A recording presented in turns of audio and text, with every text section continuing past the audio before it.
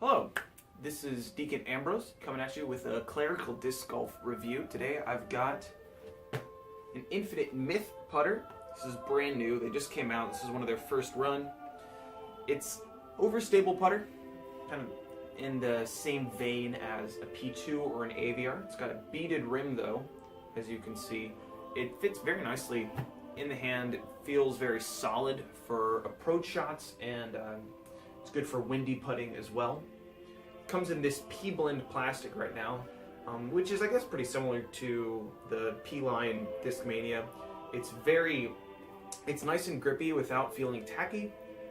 It does get a little chewed up. You can see mine has taken a little bit of damage because I do use these discs. But one feature of it that I really like is that it actually feels more grippy in the rain, or with a little bit of dampness from dew maybe. It kind of gets I don't know how that works chemically. And when I'm thinking about a myth, the word myth makes me think of the kinds of stories that help define a culture. You know, maybe like the Boston Tea Party for Americans. Kind of tells us who we are as a people. And so I'm hoping this myth is going to define who I am as a disc golf player. Help me really be known as a great approach player.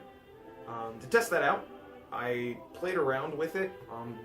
The round was played with this prototype myth.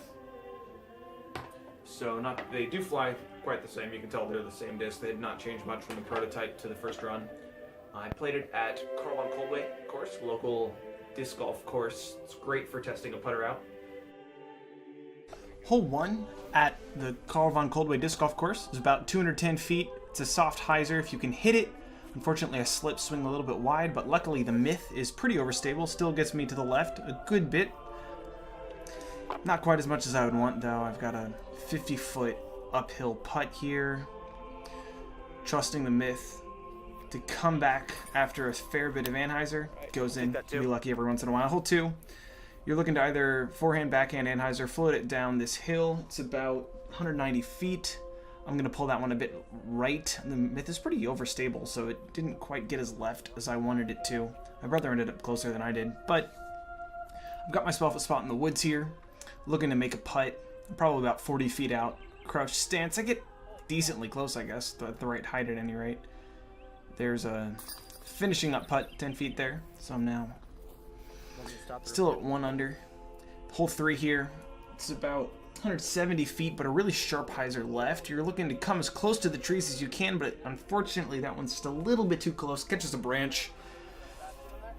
It's going to be a really awkward 50-foot leaning around putt. I'm going to try to find some footing here. The myth is going to go pretty far to the left, so I can put it out to the right and hope it comes back enough, but not quite enough. It does land maybe 15 feet away. I'll be able to clean this putt up, even if it's a little bit uphill.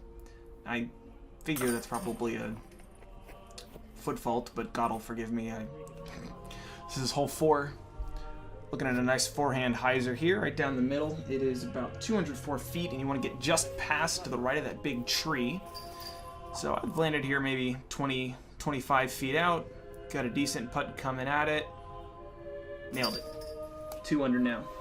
Hole 5 is 350 feet almost uphill, narrow tunnel. I'm just going to put a lot of forehand power into this. Luckily, the myth really handles the forehand power quite well, so it won't turn over too far. I'm a little bit further to the right than I really want to be. It gives me an anhyzer approach.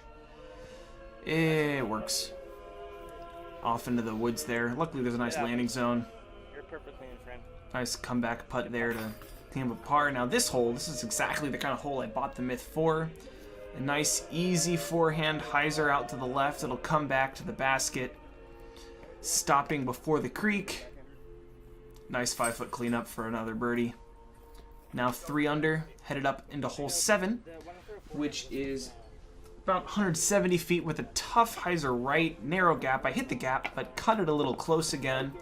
Myth does like to hyzer pretty hard. It's left me a tough 35-foot putt from a really wooded, obstructed line. I'm going to throw it, take a nice step, and I got robbed. Not very happy with that one. Chain spit me right back out. It's all right. Save an easy par there. Walk on to the next hole and try again.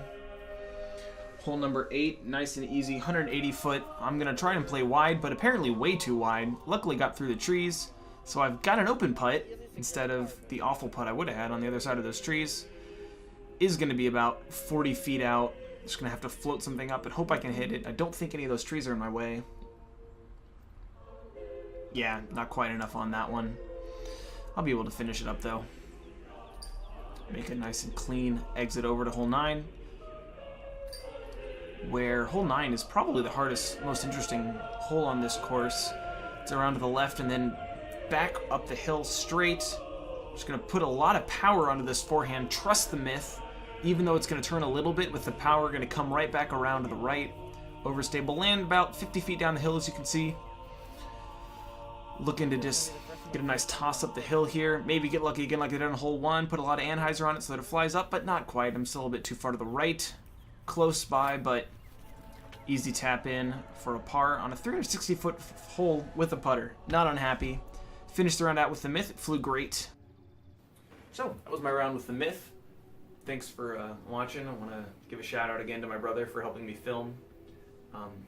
Myth, I really, through not just that round, but playing them a lot, this is a fantastic putter. Feels great in the hand.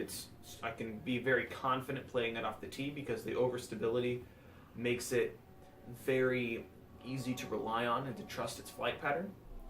And it just feels fantastic in the hand. So, trust it a lot, use it a lot. I bagged 2 of them. As you can see, I use both that prototype and the first run all the time. So, full endorsement, 5 stars. Thank you, Infinite Discs, for a great putter. And hope you enjoyed it. Thanks for watching. God bless. Have some fun.